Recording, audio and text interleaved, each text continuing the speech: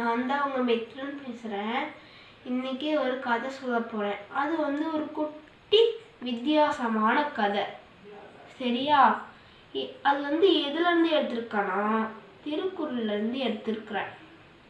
அந்த கதை இப்போ கேட்கலாமா? இன்னா செய்தாரை ஒருத்தல் நான்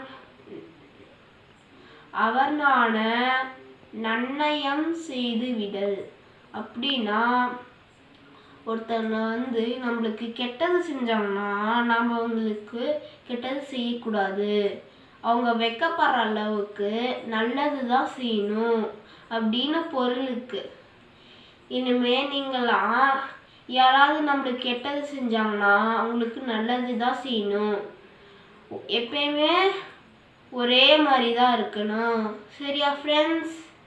இந்த கதை ரொம்ப குட்டி கதை தான். ஆனால் அந்த கதை உங்களுக்கு பிடிச்சிருந்துச்சுன்னா லைக் பண்ணுங்கள், ஷேர் பண்ணுங்கள். பாய் பாய்.